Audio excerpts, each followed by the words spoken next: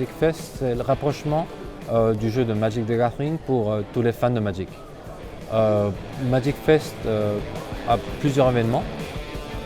Dans le passé, on avait une structure où on avait un très grand événement avec quand même des lots assez importants comme événement principal, et aux alentours, on avait des petits événements pour des joueurs un peu plus casuels qui voulaient simplement jouer au jeu et passer le temps avec leurs copains et tout, c'est tout magnifique. Wizards of the Coast, qui est le créateur la compagnie qui gère le jeu, utilise CP Events, notre compagnie, pour les événements de Magic Fest.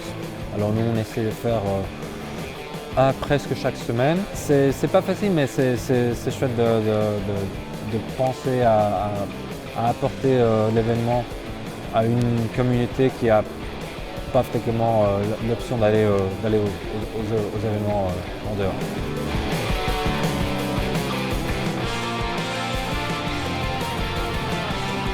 En fait, j'ai commencé à apprendre quand j'avais à peu près 6 ans, 7 ans. C'est un de mes cousins germains qui m'a appris. Il était plus vieux que moi, lui il jouait.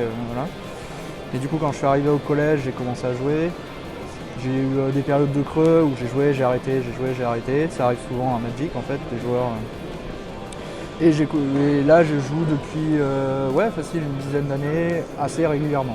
Pour faire simple, vous êtes un magicien qui va devoir s'affronter à un autre magicien qui sera votre adversaire. C'est un jeu qui se joue principalement en 1v1, parce qu'il y a des formats où on va jouer à plus de joueurs, mais principalement en 1v1.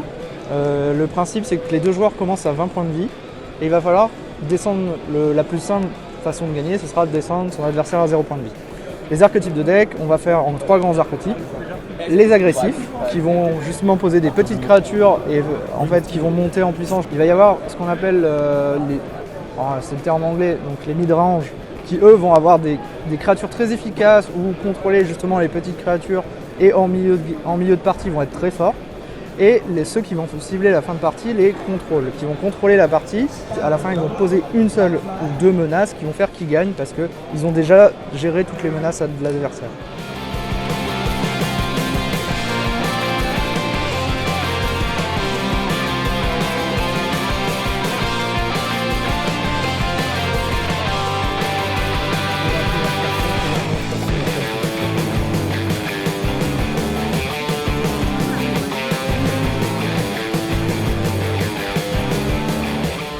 My favorite card or my favorite painting is always whatever I did last.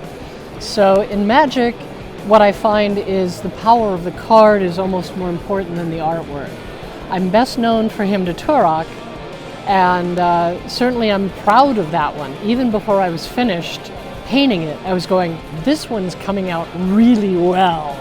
I had someone describe the Magic cards nowadays as being the frames of a comic book.